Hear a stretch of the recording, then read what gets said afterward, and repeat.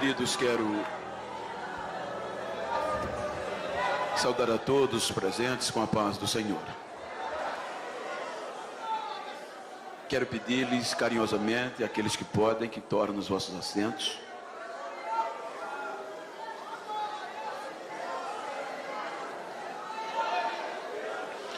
Enquanto quero externar a minha gratidão a Deus pelo rico privilégio de poder estar esta noite participando da Almada. Pela primeira vez estou aqui na cidade de Anápolis. Eu já viste que já passei algumas outras vezes pregar em Goiânia, mas para estar cultuando com esta família é a primeira vez. Então, tenho motivos de sobra para externar gratidão a Deus por este privilégio que não é merecido da minha parte. Quero agradecer ao pastor Bertier Magalhães. Pastor Magalhães, muito obrigado pela honra e a credibilidade de me dar esta oportunidade. Como pastor de igreja, vice-presidente também de uma igreja no nosso estado, já quero aproveitar e transmitir a saudação do meu pastor presidente, pastor José Orizoaldo Nunes, meu pastor regional, que é o segundo vice da nossa convenção alagoana, meu pastor Arnóbio. E como eu vinha dizendo, como vice-presidente daquele campo, eu sei que não é fácil nos dias que vivemos ter a coragem que o Senhor teve de acreditar a tribuna desta igreja a quem o Senhor nunca viu. Então isso eleva mais o grau de gratidão a mim pelo Senhor. Sua família, pastor Osmar, vice-presidente desta igreja, toda esta diretoria que compõe honradamente esta igreja, e a estes homens que compõem este honrado ministério coeso, que eu não tenho ousadia e nem terei de chamá-los de companheiros, porque eu não estou à vossa altura, mas reverenciando-os, quero chamá-los de amigos, agradecendo a cada um e a todos.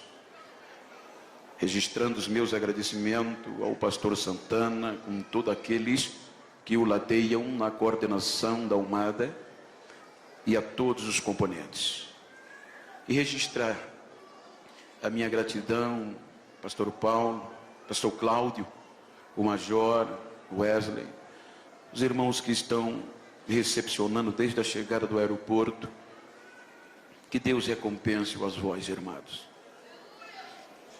Queridos, alegria enorme ver o meu amigo íntimo, posso até dizer assim, Cleito Queiroz, sua irmã. A gente sempre tem se encontrado neste Brasil, e ele é um presente de Deus para a minha vida. Como estou em um congresso de jovens, eu quero ler um texto por demais conhecido, mas quero conciliar o tema tão bem sugestivo, que a palavra vem de despertamento, e eu quero ler um texto que está no livro dos Juízes.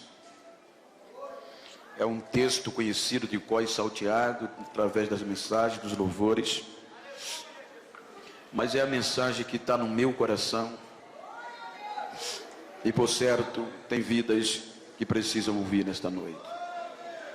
Juízes capítulo 16, versículo 21 e 22, o texto está escrito,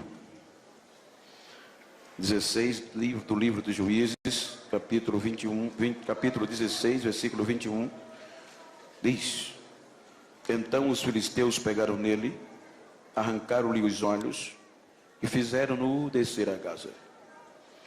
Amarraram-o com 2 cadeias de bronze e ordenaram ele a girar o moinho.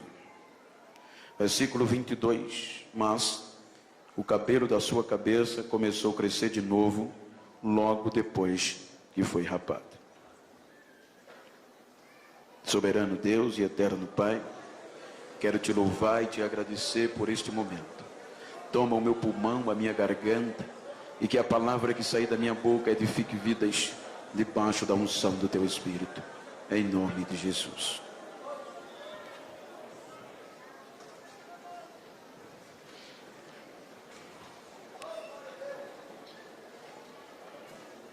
Tenho lido um texto propositalmente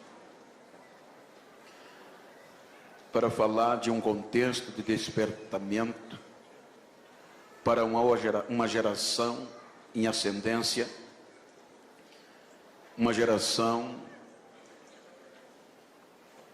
fenomenal, que é a geração odierna. Quando nós partimos do pressuposto das vantagens e das desvantagens em comparação às gerações, nenhuma outra geração viveu o que nós estamos vivendo.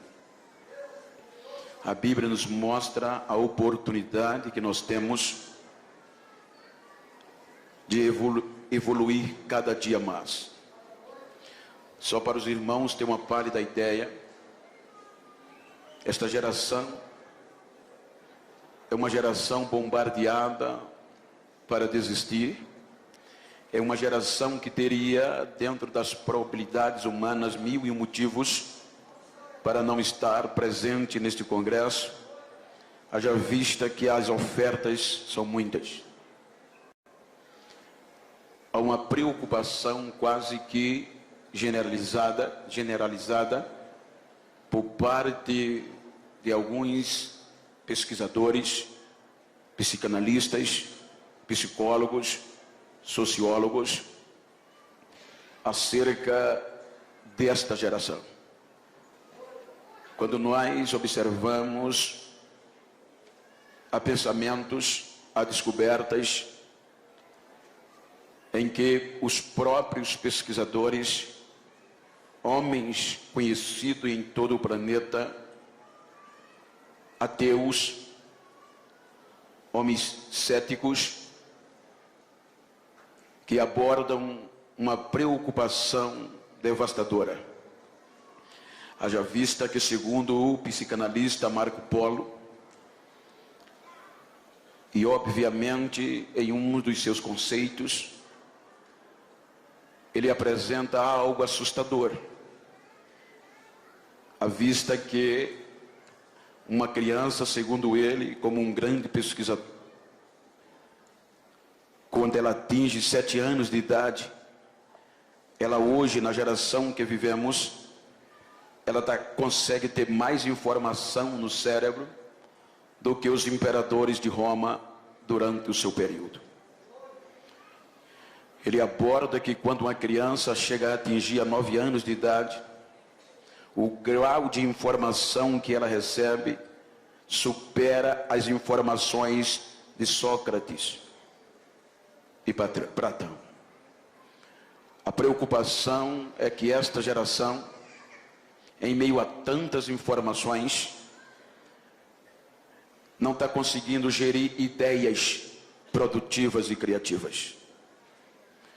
Há uma preocupação porque estes homens, cujo eu citei no passado, de uma geração, de um passado, ele usufruía de tantas poucas informações, e as ideias eram mais criativas do que a geração de hoje.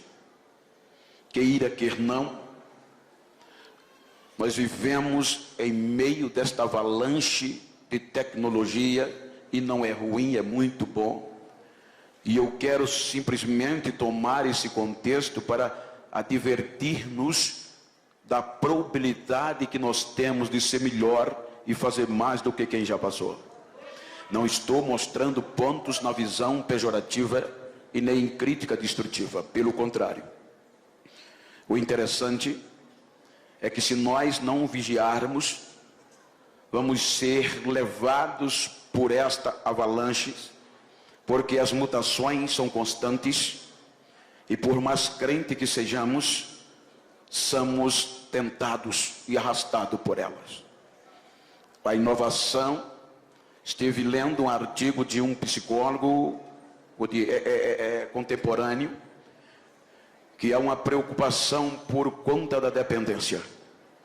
Achei interessante quando eu li a Cleito, que aquele psicólogo abordava que é mais fácil, é menos doloroso você tirar de um adolescente o lanche da tarde ou o café da noite, do que tirar dele a rede social. Ele está mais dependente das redes sociais do que da sua própria sustentação básica. Queira que não, estas inovações, estas avalanches, por boa que seja, mas elas têm roubado de nós algo que a geração passada tinha. Nós sabemos que hoje os lenços já não são tão frequentes nas nossas igrejas. As marcas no joelho já não são tão constantes como eram. Pois nós estamos vivendo um período de facilidade. Um período de tantas facilidades que num clicar você resolve muitas coisas. Quando uma geração passada não tinha isto. E tudo era resolvido no joelho e na lágrima. Mas nem tudo está perdido. Por isso, usando este contexto, eu quero falar-lhe sobre deixaram a raiz. Diga comigo, deixaram a raiz. Se nós observarmos o contexto bíblico, a Bíblia nos mostra no livro do Gênesis o começo da nossa história. Os 2 primeiros capítulos, e adentrando no 3º do livro do Gênesis, a Bíblia nos mostra a alegria que o próprio Deus verbalizava acerca da sua criação. A Bíblia diz que quando Deus, ele criava, que terminava o dia, ele percebia que tudo aquilo que ele fez era bom, e ele mesmo dava testemunho da sua alegria. Quando Deus cria o ápice da sua glória, o ápice da criação de Deus, que foi o ser humano, a Bíblia diz que Deus criou o ser humano com a particularidade tamanha, que o ser humano foi a única criatura que galgou um patamar de intimidade com Deus como nenhuma outra. Porém, quando nós chegamos no capítulo 3, este relacionamento é quebrado. O homem decepciona a Deus por conta do seu próprio egoísmo. O homem quis conhecer o bem e o mal e com este propósito se igualar a Deus. Então Deus aqui já tinha 1000 motivos de desistir do ser humano, de desistir do homem ou do ser humano que criou. A justiça de Deus requeria que o homem fosse exterminado, mas o amor de Deus pelo ser humano prevalece. A Bíblia diz que o homem, por conta do seu egoísmo, o pecado ludibriou, ele foi expulso da presença de Deus. Aquele homem que dialogava com Deus todo o crepúsculo da tarde, agora aquele homem foi expulso da presença de Deus. Deus deixa o homem no deserto, Deus leva o homem a seguir a sua vida, mas não o larga e não deixa de o monitorar. Quando nós vamos para o capítulo 6 do livro do Gênesis, a Bíblia mostra que Deus estava monitorando aquela geração, querendo reaver a intimidade. Então é quando Deus desce para ver qual a intenção da geração que era originária de Adão. Então o caos está pior do que no começo, porque a Bíblia diz que mais uma vez o ser humano, de forma generalizada, ofende a santidade de Deus, a ponto que o pecado daquela geração cheira mal às narinas de Deus. Então a justiça de Deus agora entra em vigor, determinando a eliminação do ser humano. É aqui que o próprio Deus verbaliza, dizendo: eu me arrependo de haver feito o homem que criei. Pela primeira vez o universo estava ouvindo da boca do Criador a decepção causada pelo homem. Mas quando Deus disse, por causa do homem, eu também tirarei da face da terra tudo o que criei. Deus, a justiça, estava pronta a desistir do projeto do ser humano. Então, quando Deus está determinado a abrir mão, a exterminar o ser humano, então a Bíblia diz que no meio daquela geração deteriorada, um homem acha graça diante de Deus nas suas gerações. O interessante é que não foi Deus, Noé achar graça, ou seja, a palavra graça na sua etimologia é um favor imerecido. Então a graça no contexto normal é quando o amor de Deus cobre o defeito do ser humano. Então o amor de Deus mais uma vez cobre o ser humano, e Noé, sua família, 8 almas e um casal de cada animal no planeta é preservado da destruição da ira de Deus. Portanto, quando o dilúvio vem, estes 8 almas e um casal de cada animal são preservados. Quanto quando a gente chega no capítulo 8, então a Bíblia diz que Deus vem a Noé. Agora Deus vem quebrantando e quebrantado nas suas palavras. Deus chama Noé agora em um contexto lógico. Deus estava dando a oportunidade para o homem recomeçar. Quando o homem recomeçava, agora Deus faz com que o homem pise no planeta Terra mais uma vez, e Deus faz uma nova aliança com a geração de Noé. Nunca mais eu farei o que eu acabei de fazer, nunca mais eu destruirei com água o mundo nem o homem. Então Deus faz uma aliança com o sinal no céu. Quando nós vamos para o capítulo 11, esta geração agora provinda de um contexto lógico de Noé, de um recomeço, mais uma vez decepciona a Deus, porque a Bíblia diz que esta geração no capítulo 11 se entrou mais uma vez no egoísmo e quis se livrar de Deus. A Bíblia diz que a terra gozava de um só idioma quando tiveram esta péssima ideia: criaremos uma torre cujo cume chega às nuvens do céu. Porventura Deus queira desistir e destruir a terra com água, nós temos como nos livrar dele. Então é quando Deus vem, observa, e agora Deus espalha aquela geração, e aí vem as diversidades de idiomas que hoje nós estamos vivendo. Quando nós chegamos no capítulo 12 do livro do Gênesis, o negócio fica melhor, porque agora Deus faz algo inusitado desde a criação do homem.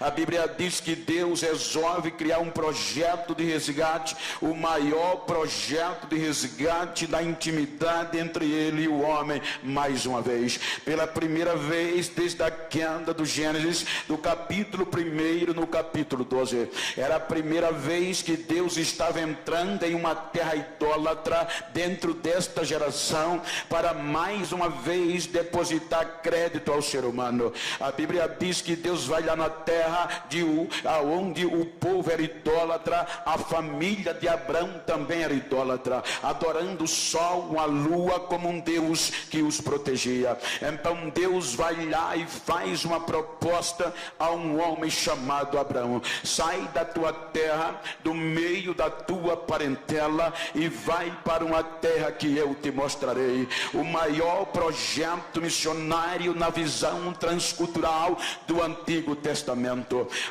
Não vou entrar nas entrelinhas, mas agora era Deus querendo reaver a intimidade com o ser humano de novo.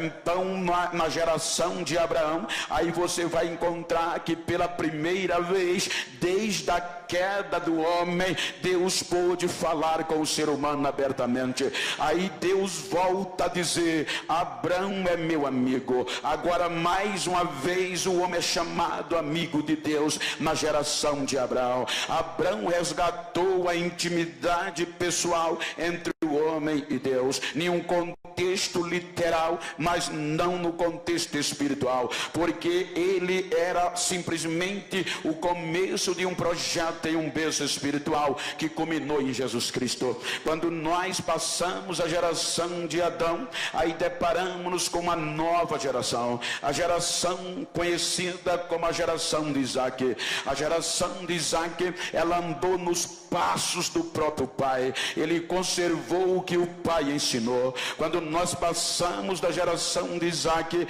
deparamos-nos com uma geração de Jacó, uma geração que teve o encontro com Deus no val de Jaboque. A Bíblia nos mostra algo interessante. O anjo, quando transforma Jacó, que fazia parte, era o alvo do projeto, então o anjo diz: a partir de hoje não será mais Jacó o teu nome, mas o teu nome será Israel, aquele que luta com Deus e prevalece. Quando nós vamos para o contexto humano, é quase que inconcebível e imensurável. Não dá para raciocinar o homem conseguindo vencer a Deus, pois a Bíblia diz que o homem prevaleceu contra Deus. Aí quando nós vamos para o livro de Oséias, Oséias mostra porque Jacó venceu a Deus. Ele diz que a intimidade naquele momento de Jacó com Deus foi tão íntima. E por onde veio esta intimidade? Pelo joelho e pelas lágrimas que ele chorava. Jacó, a arma de vencer a Deus é joelho e lágrima descendo dos olhos. Porque o salmista no Salmo 56, ele diz que nós esquecemos das lágrimas que derramamos. O salmista no Salmo 56, ele diz que Deus não perde uma gota de lágrima que cai do olho do crente, que é um projeto dele. A Bíblia diz que o anjo pega toda gota de lágrima e leva num outro para Deus, e Deus pega a lágrima e coloca no arquivo. Para quê? Para quando o adversário, o inimigo, achar que Deus vai desistir do homem, vai abrir mão dele, aí Deus vai no arquivo e as lágrimas dele estão lá. Aí não tem para ninguém. Deus desce automaticamente e faz o que tinha que acontecer. Se você observar o que uma intimidade com Deus faz, você vai ver quando Davi estava cercado por gigantes, aonde a morte já sussurrava nos seus ouvidos. Aí Davi diz que na sua angústia, no meio das suas lágrimas, ele clamou a Deus, e Deus do céu ouviu o clamor de um crente aflito lá embaixo. Aí ele continua dizendo no livro de Samuel: então quando Deus ouviu o meu clamor e viu as minhas lágrimas, ele ficou irado, fumaça saiu das suas narinas, ele chamou um querubim, montou na asa do querubim e saiu voando nas asas do vento. Aí ele diz: o relâmpago apareceu, o trovão começou a trovejar, e tudo debaixo dos seus pés se tornou escuridão. Quando você vai para a ciência, olha o que Deus faz por causa da lágrima de um projeto seu. A ciência diz que nenhum outro astro tem tanta glória no universo feito o Sol. A ciência diz que o Sol tem uma camada chamada coroa, que ela chega a atingir cerca de 2 milhões de graus Celsius. É muito calor, ninguém consegue encarar o Sol frente a frente. Mas por causa da lágrima e do choro de um projeto, aí Davi diz que quando Deus desceu para livrar, tudo dos seus pés se tornou escuridão, o sol se escondeu, a glória de Deus suprimiu a glória do sol. Aí Davi começa dizendo no seu cântico: então tudo debaixo dos seus pés se tornou escuridão, e Deus vinha, e por onde ele passava, as brasas se acendiam pelo resplendor da sua glória. Ele desceu e me resgatou das mãos dos meus adversários. Intimidade com Deus, ela é baseada em lágrima e em marca nos joelhos. Isto é que faz a diferença. Quando nós passamos a geração de Jacó lá no Egito, deparamos-nos com a geração de José. Ainda no livro do Gênesis, A Bíblia diz que a intimidade de José com Deus era tamanha que Deus lhe mostrou o futuro que haveria de acontecer. Ele tinha tanta convicção que era um projeto de Deus, que antes dele morrer, ele chamou os seus irmãos e disse: quando eu morrer, não enterre os meus ossos na terra do Egito. Carregue o meu osso numa bolsa, num saco, mas não enterra aqui. Por que, José? Porque certamente Deus visitará o seu povo e levará para a terra que prometeu. O meu lugar é na terra prometida. Leve os meus ossos com você. Aí a partir daqui apareceram os carregadores de ossos. Quando nós passamos pela geração de José, nós deparamos com a geração de Moisés. Moisés tinha uma intimidade com Deus tamanha que quando ele subia ao monte, o monte estremecia. É por isso que o escritor aos Hebreus diz que Moisés, já sendo grande, recusou-se ser chamado filho da filha de Faraó. O que isso implica, pastor? Isso implica dizer que ele alargou o privilégio de ser chamado neto da maior potência política e econômica da época. Para quê? Para preferir sofrer com o povo de Deus, para por um momento só não gozar do pecado que o povo pecava, mas tendo uma visão de uma promessa futura. Por isso ele abriu mão de tudo. Quando a intimidade era tão tamanha que quando ele entrava na tenda, a nuvem descia. Porém, se nós observarmos, havia uma prerrogativa de uma geração futura. Era através de Josué. A Bíblia diz que quando Moisés subiu o monte, só ele subia, e Josué não saía do pé do monte, aprendendo, querendo também intimidade com Deus. Quando Moisés entrava na tenda, Moisés orava, falava com Deus, Josué prostrava-se na entrada da tenda. Quando Moisés saía da tenda, Josué continuava na porta da tenda, querendo intimidade com Deus. A intimidade de Deus com Moisés na sua geração era tamanha que um dia o irmão Miriam e o irmão Arão e a irmã Miriam se revoltou contra Moisés, e nos bastidores começaram a difamá-lo por conta de uma atitude. Então Moisés nem sabia, mas Deus já ouviu lá de cima. Isso é que é amigo. Aí Deus vem e não diz a Moisés, diz: Moisés, eu quero uma reunião particular com você, com Miriam e com Arão. Leve-os para fora da tenda. Quando os três saíram fora da tenda, aí Deus desce e fala para Miriam e Arão. Disse Miriam e Arão: eu falo com os profetas, falo sim, mas com os profetas eu falo por meio de visões e de sonhos, mas com Moisés não. Moisés eu falo com ele cara a cara, olhando nos olhos dele. Ei, diga para quem está ao seu lado, se você puder, diga: se quer ter problema, fale mal de mim. Falar mal de um projeto de Deus é arriscado demais. Projeto de Deus tem intimidade com ele.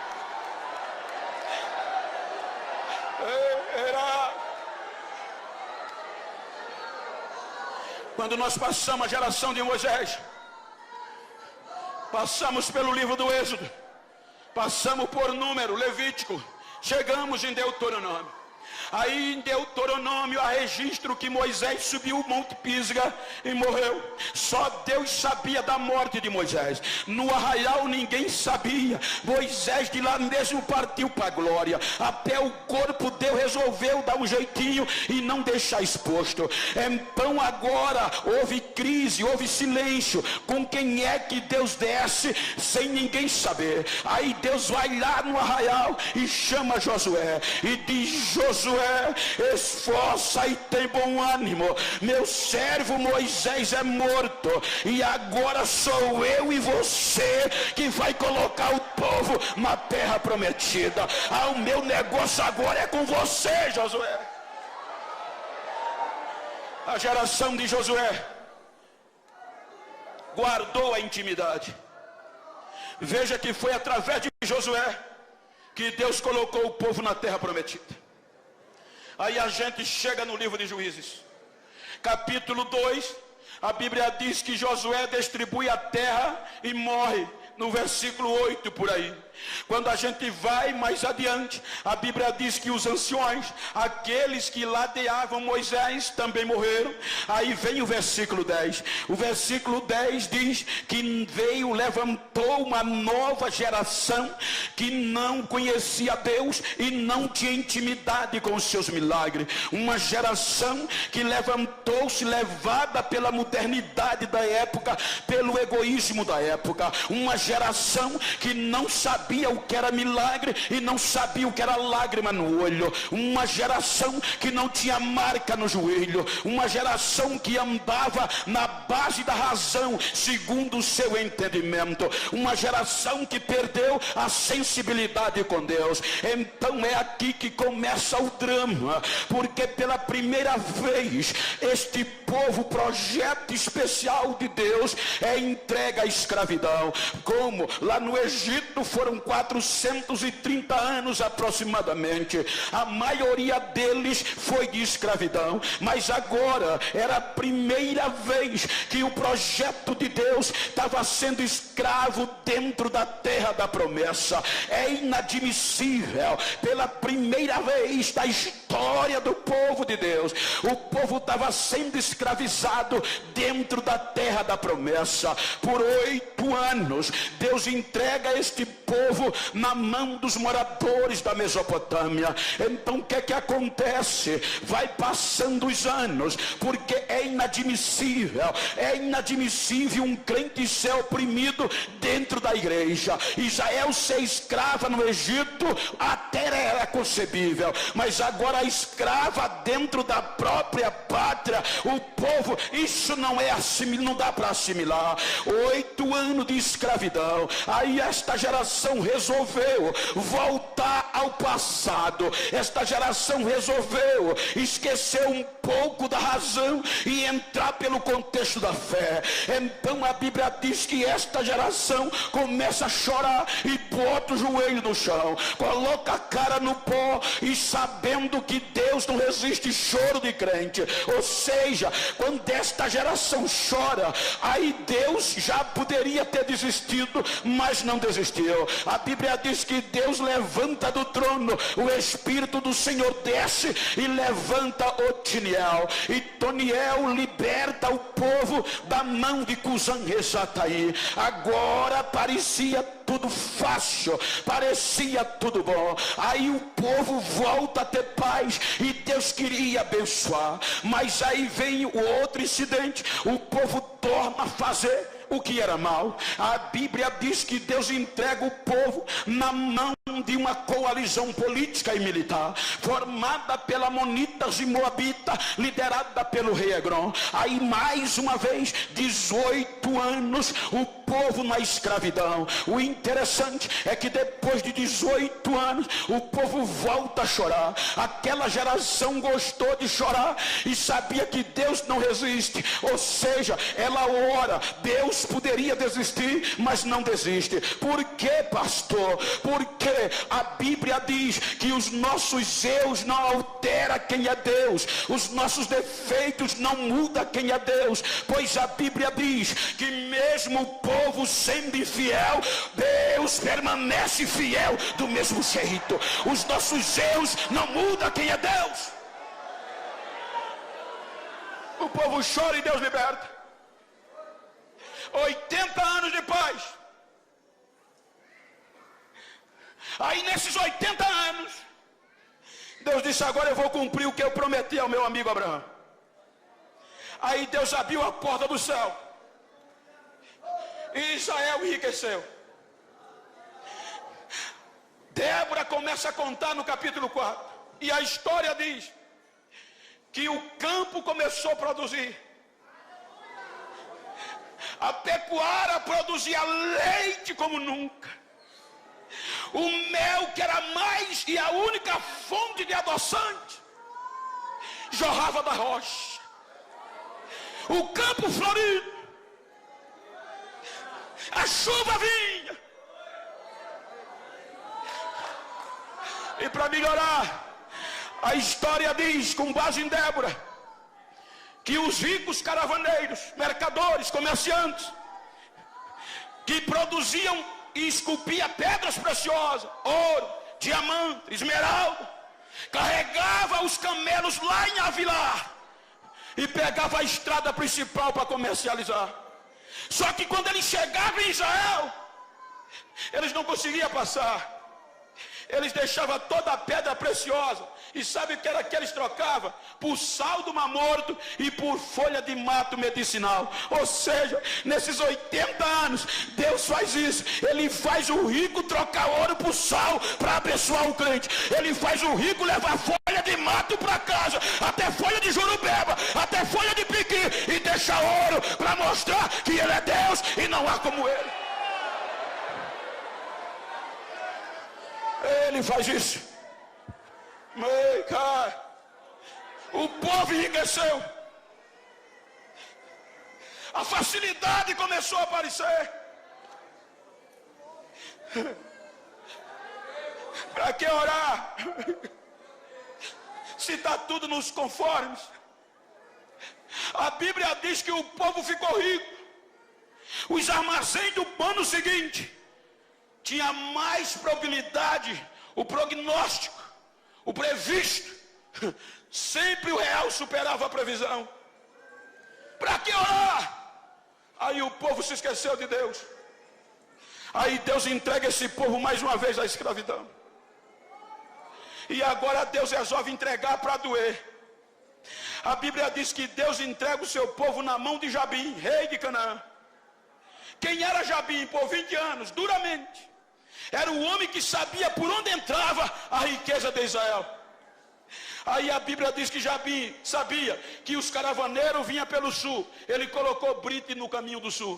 Ele sabia que pelo norte entrava mais ouro. Ele fechou o caminho do norte. Ele sabia que pelo leste vinha pedra preciosa. Ele colocou soldado no caminho para os mercadores não passar. Ele sabia que do outro lado os 4 pontos cardeais ele fecha com brite de soldado. Aí é que por isso que Débora diz em Juízes: os viajantes vinham e não podiam passar, tomavam caminhos tortuosos e não chegavam nas aldeias de Israel. Aí com isso o povo foi empobrecendo mais uma vez, porque sem Deus não dá não, sem Deus não vale a pena. Aí agora Deus faz o povo chorar. Enquanto a crise assolava, o povo ficou tão pobre que não tinha escudo e não tinha lança. O que é que Deus faz? Cala! Só que Jabim era bom de guerra. O exército poderoso fechou tudo, vou minar, e minou, empobreceu o povo. Só que Jabim cometeu um erro estratégico de guerra. O que é que houve? A Bíblia diz que ele fechou todas as entradas, mas ele se esqueceu de fechar um circo de oração que funcionava debaixo de um pé de palmeira. Ele esqueceu de fechar o lugar de intimidade com Deus. A Bíblia diz que debaixo do pé de palmeira tinha uma mulher que não aceitava a crise. A lágrima rolava debaixo do pé de palmeira. Deus, vem Deus, vem Deus. E Deus desceu. Intimidade. Não tenho tempo e nem quero me estender. Você entra no capítulo 6. O povo volta a fazer o que era mal. E olhe que a Bíblia diz que o livramento que Deus deu foi grande das mãos de Jabim. Quando você chega no capítulo 6, o povo erra de novo. Por que eu estou dizendo isso? Para você saber que Deus não desiste de nós.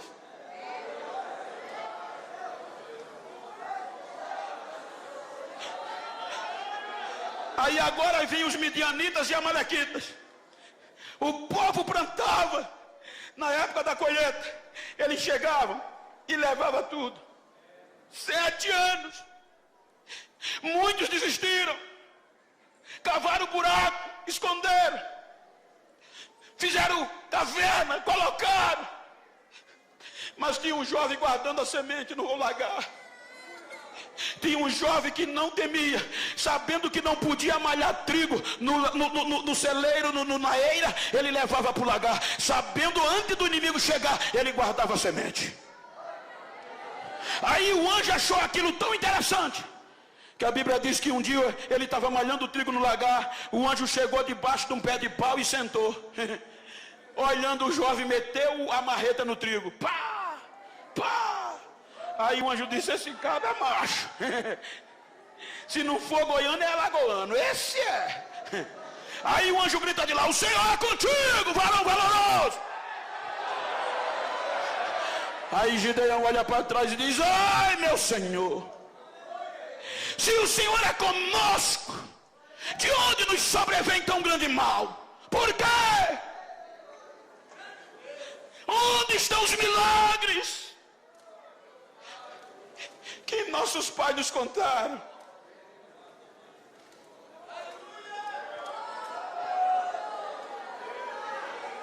Olha a pergunta de Gideão: onde estão os milagres? Eu não sou saudosista,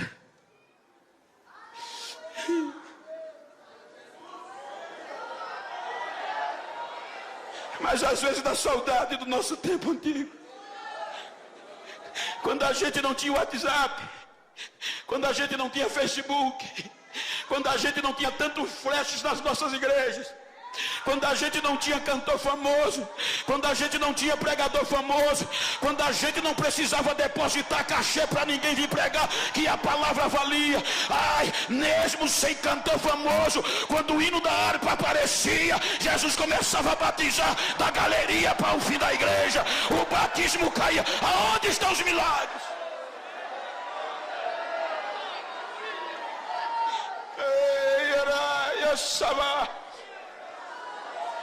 Os nossos congressos tinha dificuldades para terminar.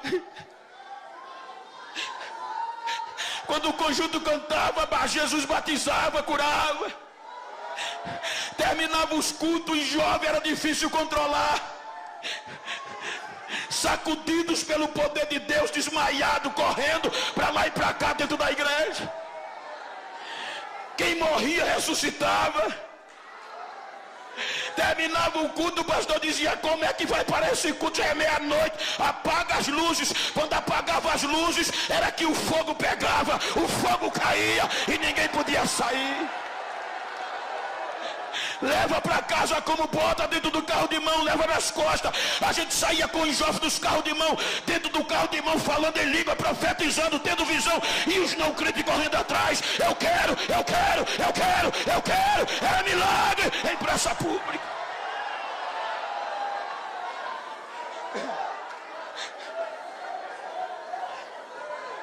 Hoje nós estamos light.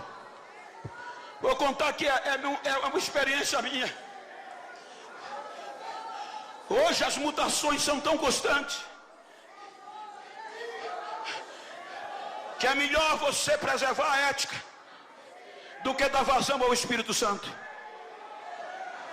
Hoje, se você falar bonito, deixa a agenda garantida para o próximo ano. Hoje, se você tem característica política, é o cara. Na maioria das vezes não se procura saber o nível de unção. O que vale é a presença. Vieram me catequizar. Pastor Genival, pois não. O senhor tem curso superior de bacharel? Tenho. Estudei depois que Jesus me salvou. Então você não pode pregar mais como pregava, catedráticos. Mas como? Você está quebrando ética e protocolo. Mas de que jeito? Você anda demais no púlpito, Bento. Você chora demais. As nossas igrejas hoje, isso é topada de universitário, doutores. Isso é antiético, é feio e está certo. Se você chorar, tem que ser 2 lágrimas e enxugada assim, ó.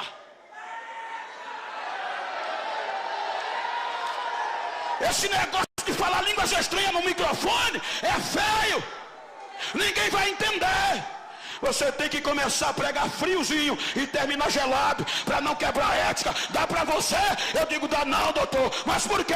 Eu sou assembleano até o tutano. Eu nasci no fogo, eu nasci no Pentecoste, eu nasci no fogo.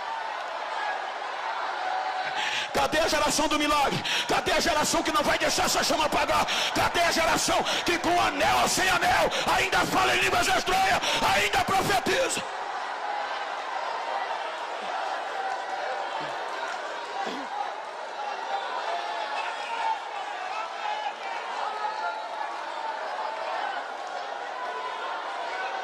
Cadê os milagres?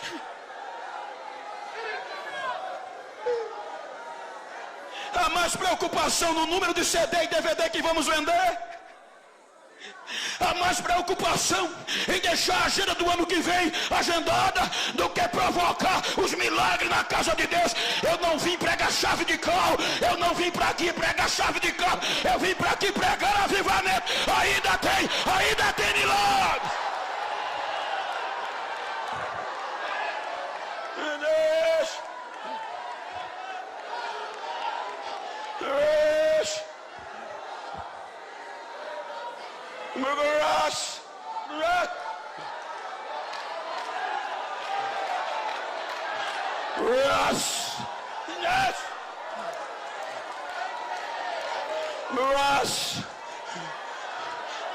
De graça baixa, daí vai me adasta. Elas proexta proexoras. Miguel mega e ras. Eria garas. Ras. Ras. Eria paregedal.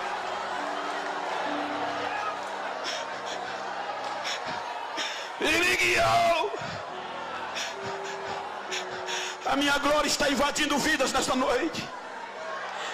Eu estou sacudindo uma geração pentecostal como nunca antes da história. Esta noite eu encho a galeria da minha glória e derramo na nave da igreja. O meu espírito está renovando vidas, porque eu estou distribuindo dons neste momento, diz o Senhor desta igreja.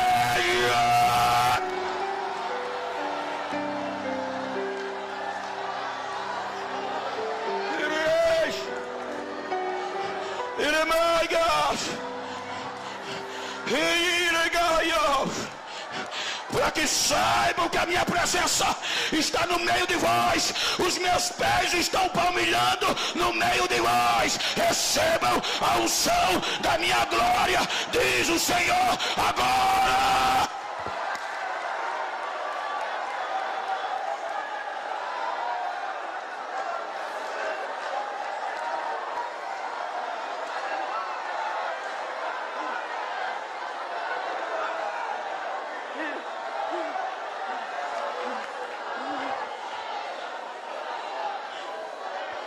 Onde estão os milagres que os nossos pais nos contaram?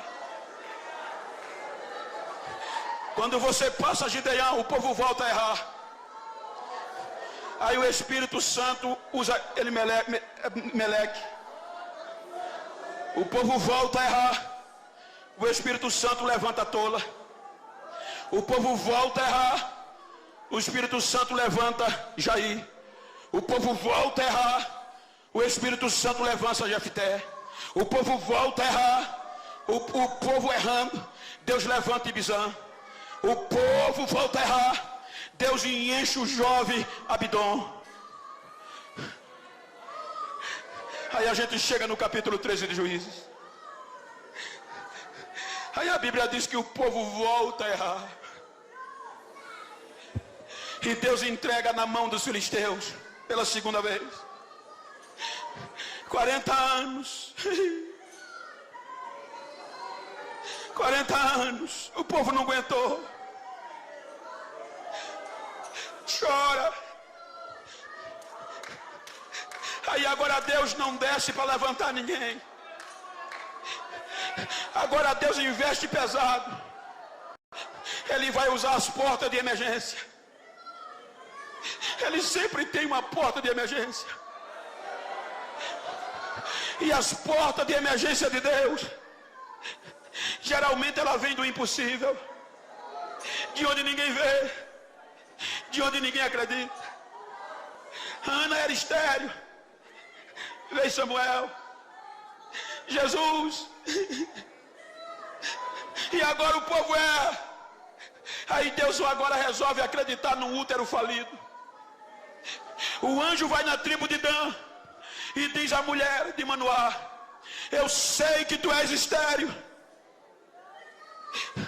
o teu útero é falido, tu está vivendo no ápice do opróbrio, da vergonha, mas resolveu Deus usar o teu útero falido, e no teu útero vai nascer um menino. É um projeto de Deus, e ele vai livrar o povo de Deus das mãos dos filisteus.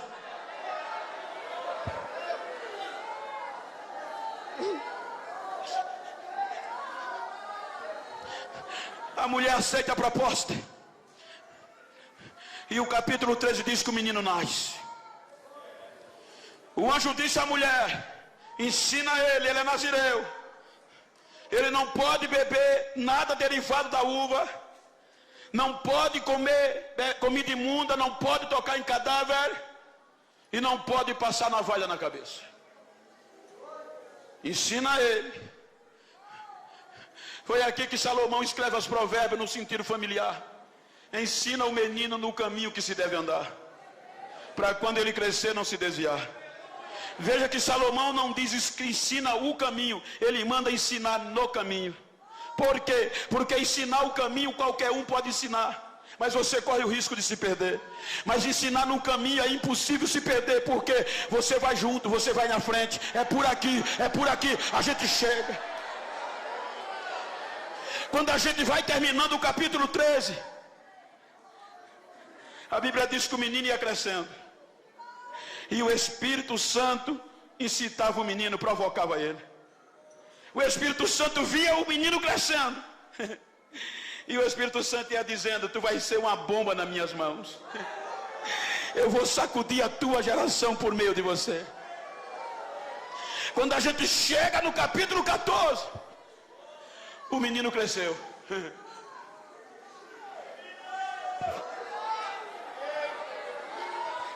O problema começa quando o menino cresce.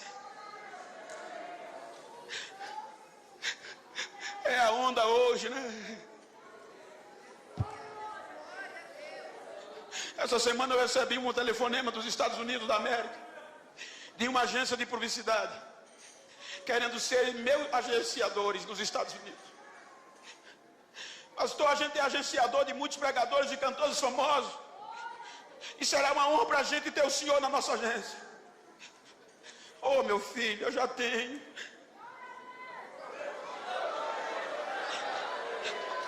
Já tem, pastor, tenho. Todo mês eu estou aí nos Estados Unidos. Mas quem é seu agenciador, pastor, tão forte assim? Ele está lá em cima.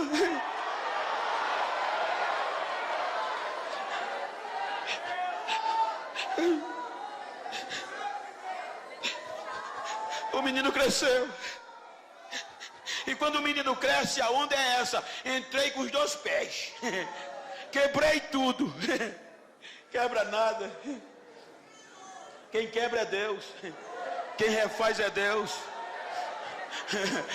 Outro dia eu fui pregar em um congresso, pastor, experiência para os jovens, que é na minha vida. Era cerca de 23, 25 mil pessoas. E como a mídia não estava ainda na alta, o pastor, como o senhor, nem por vídeo me conhecia, o coordenador que me convidou, quando eu fui subindo o degrau do ginásio, as pernas tremeram, porque só tinha catedrático da Itália, dos Estados Unidos, professores de Harvard, professores de muitas faculdades teológicas do Brasil e do mundo, e o congresso era muito grande. Aí quando eu fui subindo as escadas, o pastor olhou, aí olhou para o coordenador e disse: quem é aquele preto que vai subindo sem ordem? O coordenador disse: é o pregador da noite. Ele é de onde? De Maceió, Alagoas, nordestino. O pastor disse: pode vir alguma coisa boa do Nordeste? Em um culto desse, tu vai convidar um nordestino e tu escolheu mais um negro do beiço virado. Vai pregar aqui não. Levantou, foi onde eu estava, disse: Bento, eu não te conheço, nunca te vi, não vai dar para tu pregar hoje. Só tem catedrático, você não vai ficar com raiva. Não fico nada, pastor. Então ele virou as costas, fui me sentar. Deus não deixou ele sentar. Ele fez a volta. Chegou onde eu estava, olhou para mim e disse: eu vou te dar 10 a 15 minutos. Tu prega qualquer coisa aí, tá bom? Porque depois a gente grande vai pregar. Só para você não ficar triste, tá bom? Tá, pastor, não tem problema não. Peguei o microfone, já entrei com 220. Mas eu entrei pegando fogo, voando faísca. Quando deu 10 minutos, Jesus disse: agora é comigo.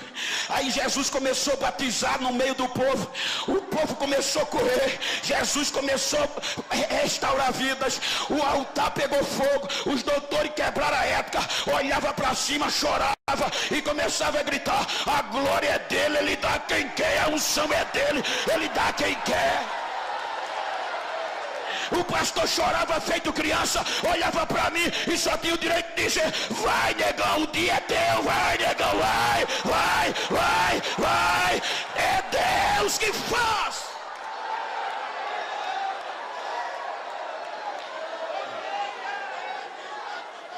O menino cresceu, gente. Enquanto o menino não tinha crescido, a mamãe contornava: mamãe, por que fulano anda daquele jeito que eu não posso? Você é diferente, você é um projeto, meu filho. O menino cresceu e se apaixonou por uma mulher da Filisteia, na cidade de Tímina. Quando ele se apaixona pela moça, o pai não conseguiu contornar. O menino estava ficando famoso. Aí o pai e a mãe vai em Tímina acertar o casamento, o noivado. A Bíblia diz que quando eles vão passando na plantação de uva, aí o leão sai de dentro das uvas contra o menino, para desgraçar o projeto. Quando o leão vai atacando o menino, aí o Espírito Santo disse: agora eu te pego. Aí o Espírito Santo pegou Sansão, e Sansão rasgou o leão como se fosse um cabrito novo. Se escondeu debaixo do pé de uva. Acertou o noivado e volta para casa. Aí mais adiante o escritor diz: tornou ele a voltar e agora ele vai só. E quando ele vai só, ele se desvia do caminho. A Bíblia diz que ele foi olhar o corpo do cadáver. Está escrito, ele desviou do caminho. Ele foi olhar o que tinha acontecido com o cadáver do leão. Quando ele chegou lá, que viu o corpo coberto de favo de mel, ele esqueceu que não podia tocar em cadáver. Ele se agachou, pegou o mel, tocou no cadáver, comeu o mel, a mente doeu. Eu não posso fazer, mas ele fez. Além de comer, ainda leva para casa, dá ao pai e dá à mãe. Aí o escritor coloca uma conjunção adversativa: porém, ele não disse o pai e a mãe de onde veio o mel. Então ele sabia que tinha errado. Mas a fama não deixou ele reconhecer. O menino estava pegando raposa, gente. Pegar uma, duas raposas é natural. Mas ele juntou 300 raposas. Só o Espírito Santo. Tocou fogo na cauda de tudinho e bagunçou a plantação dos filisteus. O menino estava tão famoso que os filisteus subornaram alguns judeus para amarrar ele. E o texto diz que amarraram ele com cordas novas. Essas cordas eram tão resistentes que diz a história era de nervo fresco de animais. Se colocasse 2 bois puxando em sentido contrários, eles não quebravam aquelas cordas. Amarraram ele. Quando os filisteus chegaram: Sansão! Amarrado. Ele quebra as cordas como se fosse um fio de linho queimado. E depois que quebra a corda, ele grava grava um CD musical. Se fosse hoje, A Bíblia diz que ele pega uma queixada de jumento, mata 1000, mata 500, mata mais 500, faz um montão, e ele sai cantando. Com a queixada eu matei 500, com outra fiz um montão, e bababá, ficou famoso, já estava gravando até aí.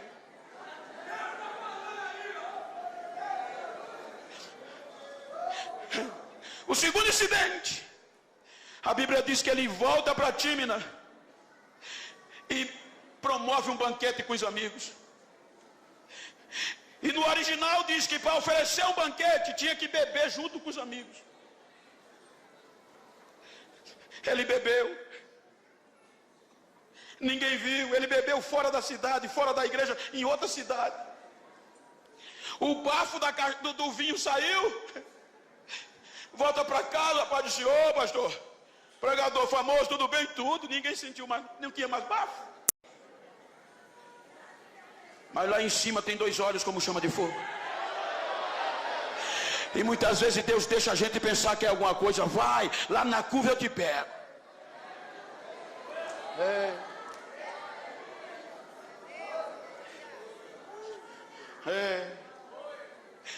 O capítulo 15 era para Sansão recomeçar, gente. Beber ninguém viu. Comeu o mel ninguém viu. Então a fama o encheu de orgulho e ele não quis recomeçar, que era fácil. Quando você lê o capítulo 6 de Números, Deus deixou uma porta de recomeço para um nazireu que falhasse. Deus disse a Moisés: quando um homem fizer um voto de nazereado, ensina a ele, Moisés, que ele não pode comer nada derivado da uva, não pode comer uva passas. Ele não pode, Moisés, de maneira nenhuma tocar em cadáver, ainda que seja o cadáver do pai, da mãe, do irmão, da irmã. Mas, Moisés, se acontecer algum incidente, diga a ele, Moisés, que tem jeito. Manda ele procurar o sacerdote. Quando ele chegar no sacerdote, o sacerdote pega ele, deixa ele em 6 dias de observação. No 7º dia, o sacerdote leva ele para a porta da tenda e rapa a cabeça dele. No 8º dia, ele traz um cordeiro pela expiação, ele traz 2 rolinhas, está resolvido. Porém, Moisés, tem que recomeçar. Ou seja, se tem 5 anos de nazereado, zera, recomeça de novo com a cabeça rapada. Só que para beber ninguém viu. Está na lei. Para tocar no cadáver ninguém viu, deu para esconder. Mas já pensou? Amanhecer no outro dia com a cabeça rapada na porta da igreja?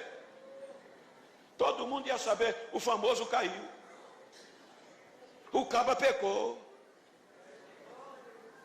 E a história diz que o maior inimigo do recomeço se chama orgulho.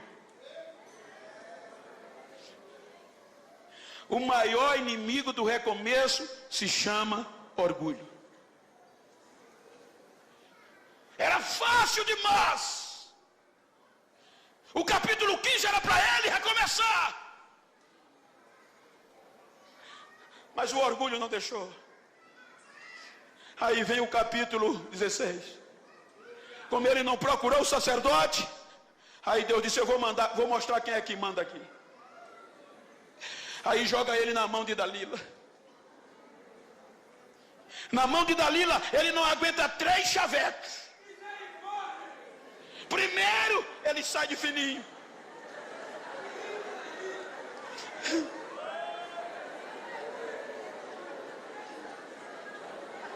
Segundo, ele sai de fininho, mas no terceiro ele não resiste. Nunca se passou navalha sobre a minha cabeça. Porque no dia que raparem a minha cabeça, eu serei igual a qualquer outro projeto. E dormiu. Aí Dalila aproveita, quando ele dorme, Dalila passa a máquina 0. Deixa lisinho. Sansão, já vem os filisteus. Isso é fácil, eu vou fazer como fiz das outras vezes. Quando levantou, o mais precioso não estava mais. O Espírito Santo tinha saído. É aqui que o tema nos desperta. Ter cuidado. Dá uma olhadinha para esse jovem que está ao teu lado e desperta.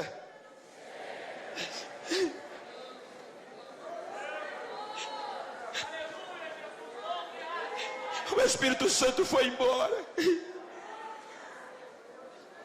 Os filisteus arrancaram o globo ocular de Sansão, gente. Amarraram-o com 2 cadeias de bronze. Jogaram ele no cárcere para girar moinho. Sabe quem girava moinho? Jumento. Agora um projeto de Deus. Estava fazendo trabalho de jumento no cárcere. Os filisteus tiraram 99% do que Sansão tinha.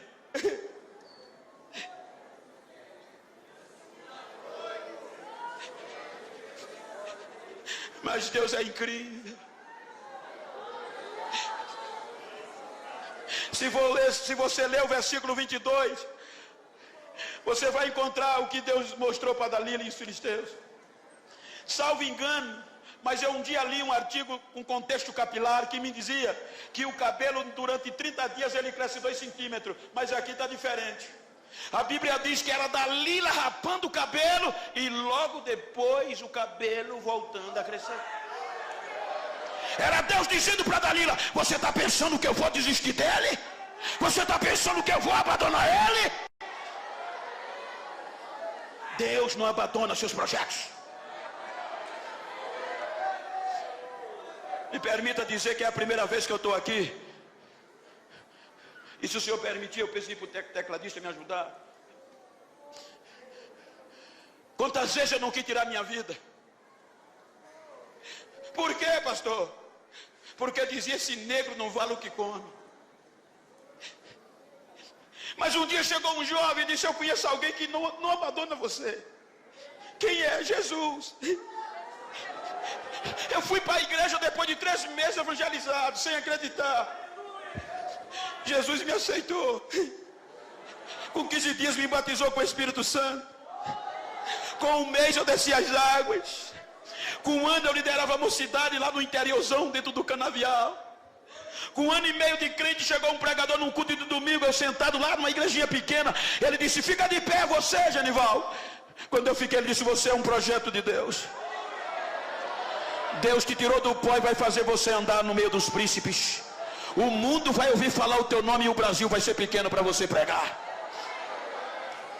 Só que era impossível na ótica humana, na lógica do homem. Pobre, dentro do canavial. Foi tão sério que com 3 dias depois, um grupo de obreiros foi me aconselhar. E com razão: Genival, você chegou na igreja agora. A gente já tem anos aqui. E para você não ficar triste, não acredita naquilo que ouviste do pregador, não. Mas por quê?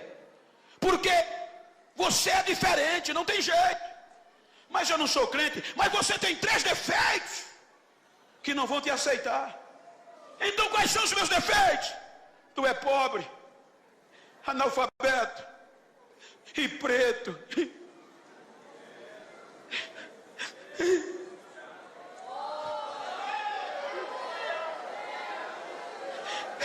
Eles atingiram as minhas substâncias neurotransmissoras. Eu peguei meus sonhos e disse: nunca mais eu entro numa igreja. A chave da congregação ficava na minha casa. No outro dia eu não aguentei, eu disse: eu vou orar meia hora. Eu costumava orar 8 horas por dia.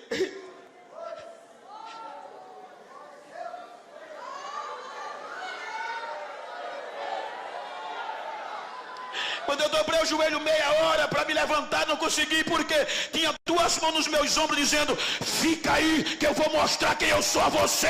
Eu vou mostrar. 4 horas da tarde eu saí do joelho. Quando vou para casa, nem cheguei em casa, um adolescente veio me dar a notícia: a tua menina Gisele saiu de casa às pressas passando mal. Vai para o posto de saúde, muito precário. Quando eu cheguei no posto de saúde, o médico disse: olha, eu fiz o que pude, entre. Quando eu cheguei lá, minha menina estava contorcida, a cabeça virada para o contrário, os pés, os ossos pareciam que tinham sido triturados.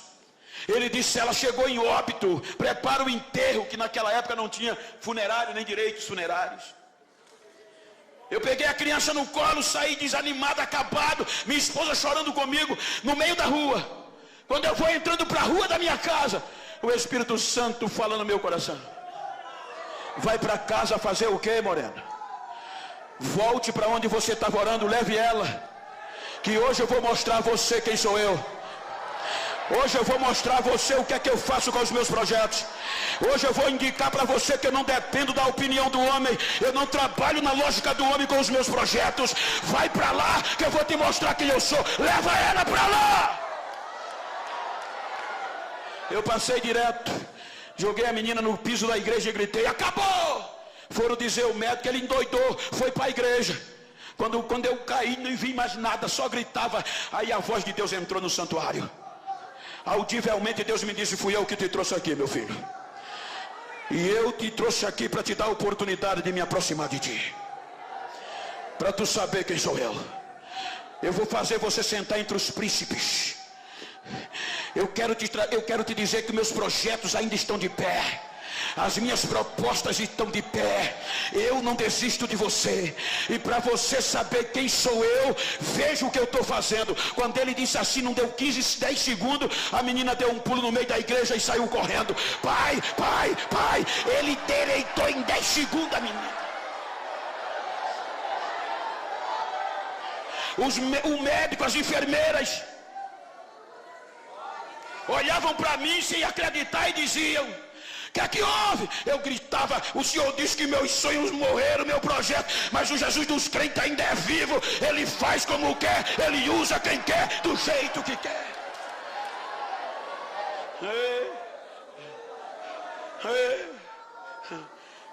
Desperta. Hoje eu estou pregando para a juventude, é por isso que eu estou dizendo isso. Hoje, se eu for atender os convites, eu não volto mais para casa. Hoje eu recebo cerca de 30 a 40 convites por dia. 2 vezes por mês eu tenho que cruzar os oceanos a convite para pregar o Evangelho. No Brasil, eu ando mais de avião do que de carro, filho. Mas por que o Senhor está dizendo isso? Deus não desiste dos seus projetos.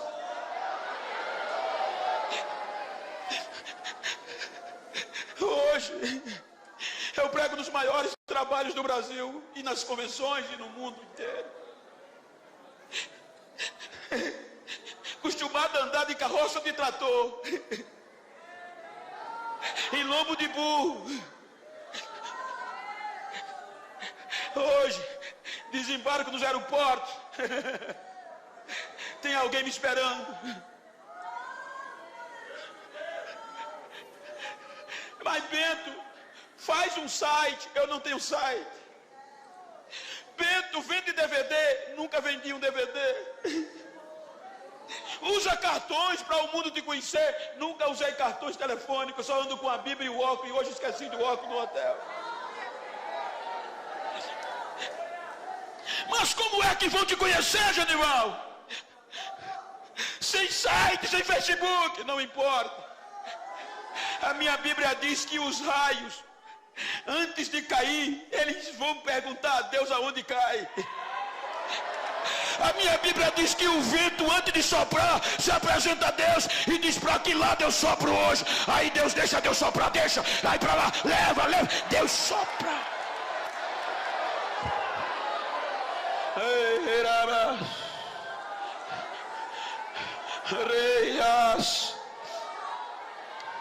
Tiraram 99% do projeto de Deus. Jogaram no cárcere. Humilhamos a ele e o seu Deus. E era comum os pagãos fazer um culto em ação de graça quando venciam os seus adversários. A Bíblia diz que os filisteus fizeram um culto em ação de graça a Dagon, no templo de Dagon. que lotou a igreja, a casa. A Bíblia diz que entre príncipes, mulheres e homens, a casa lotou, que só no teto tinha cerca de 3.000 pessoas penduradas.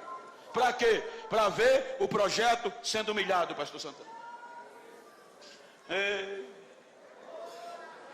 A Bíblia diz que quando a festa estava boa, aí o príncipe dos filisteus disse: manda buscar o Sansão, um projeto falido, para a gente se divertir com ele.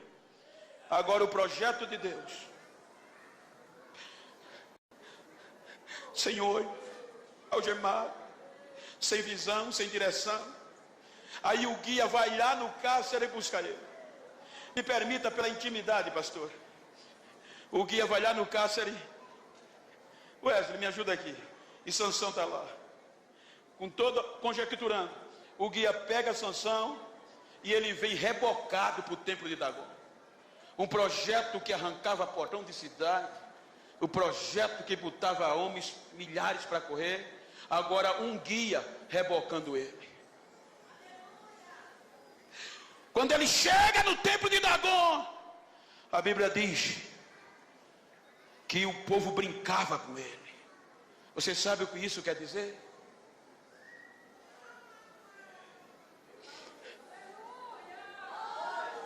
É porque na hora da crise os amigos geralmente vão embora. Aí Sansão sendo humilhado. Aí ele já cansado olha para o guia e diz: me coloca na coluna central. O guia leva ele, deixa ele perto da coluna. É aqui que aprendemos uma lição que eu quero transmitir nessa noite. Tiraram 99% de Sansão, mas não tiraram a esperança dele. Diga para quem está ao seu lado: os teus erros não destrói você. O que pode te destruir é faltar a esperança. Enquanto tiver esperança, Deus está disposto a usar de novo. Veja que Sansão nas entrelinhas diz isso. A Bíblia diz que quando ele está na coluna, que sente a coluna, ele não ora, ele clama. Porque isso implica dizer que ele já vinha orando no cárcere. Porque a oração é um diálogo, com tempo de falar e de ouvir.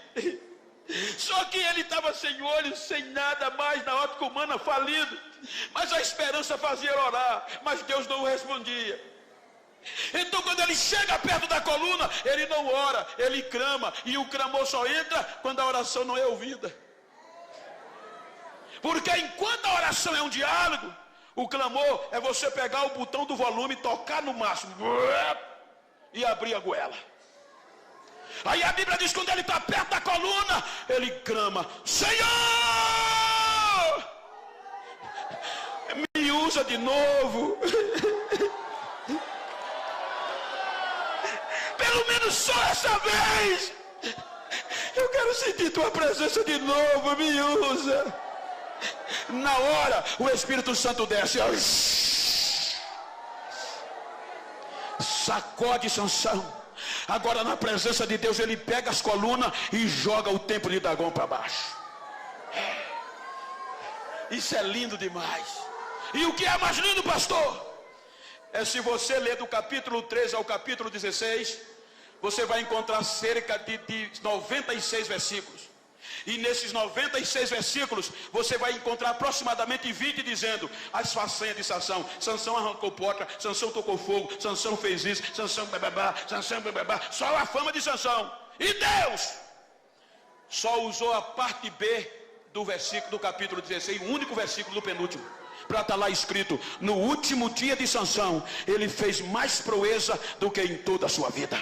Ou seja, Deus não precisa muito tempo para distribuir, para devolver o que tomaram de você. Deus não precisa fazer rodeio para te encher de novo, para te sacudir de novo na terra. Fique em pé, por favor. Ei, ajuda aqui, ué. Se você pode, vira para esse crente que está do teu lado. Eu sou pastor de igreja. Eu não vim aqui emocionar você, eu vim pregar a palavra do jeito que ela é. Vira assim para ele, se for do mesmo sexo, a não ser que sejam parentes, íntimo, vira assim, olha para ele, frente a frente, olha para ela. E diga para ele, não estou nem aí como você chegou aqui nesse culto. Estou nem aí como você chegou nesse congresso. Diga ele, estou preocupado como você vai sair. Diga, eu tenho uma palavra para você. Me faz um favor. Se porventura, depois desse congresso, tu encontrar algum filisteu perdido por aí, que não acredita mais em mim, que pensou que eu estava acabado, que Deus tinha desistido de mim, faz um favor para mim, dá 2 recadinhos a eles. Primeiro recado, diga que eles cometeram um erro. Segundo recado, foi me deixar vivo. Terceiro recado, diga a eles que eles aparam a cabeça, mas deixaram a raiz.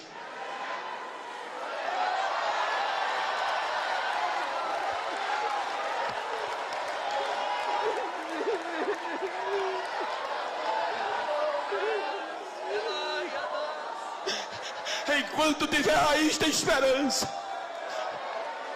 Os filisteus podem até tirar o cabelo, os filisteus podem arrancar até a farda, os filisteus tiram a credencial, os filisteus podem até criticar, defamar, eles cortam o cabelo porque o cabelo é para fora, mas a raiz é para dentro. Só quem mexe é Deus, só quem vai é Deus, só quem vai lá é Deus.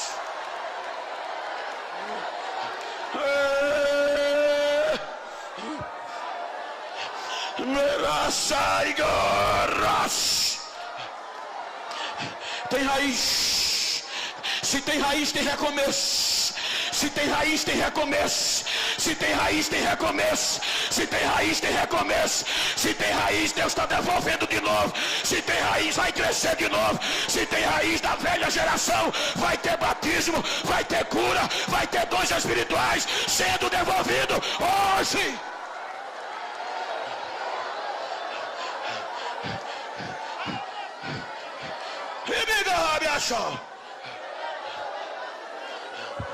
Arraiga gachal. Arramia Deus. Jacob prosaia legal. Ele me colossel. Ampsite ktayo do. Ai ne buraya samura.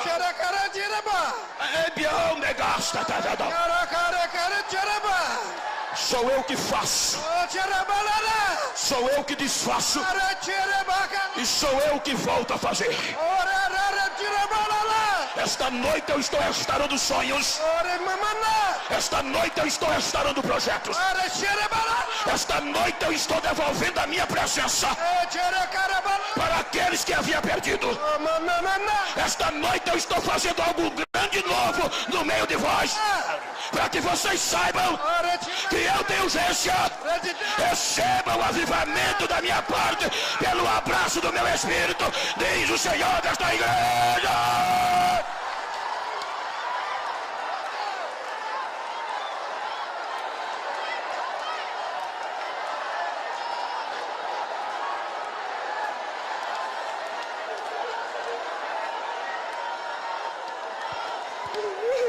Pastor Margalhães, me perdoe, mas eu vou quebrar a ética. Eu estou sendo cheio de uma unção sobrenatural. Recebe a unção que está descendo aqui agora.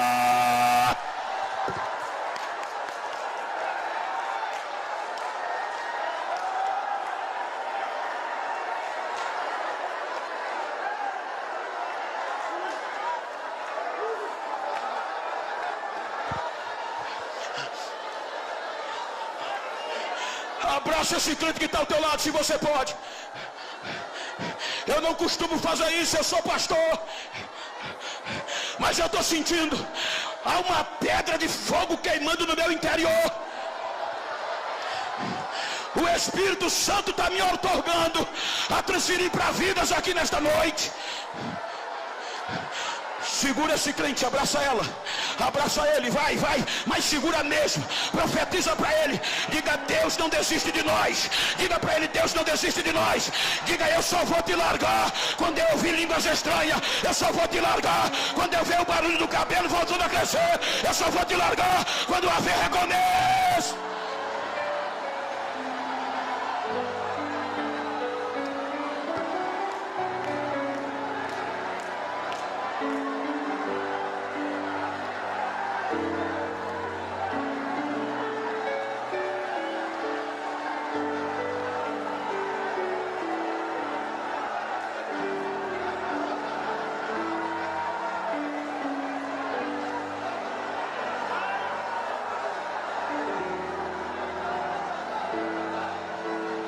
Quem tem língua, fala em línguas estranhas. Quem não tem, recebe batismo agora. Toca fogo nesse crente que está ao teu lado. Diga para ele: Deus não desiste de você. É hora de recomeçar. É hora de recomeçar. É hora de recomeçar. Deixa a lágrima cair. Deixa.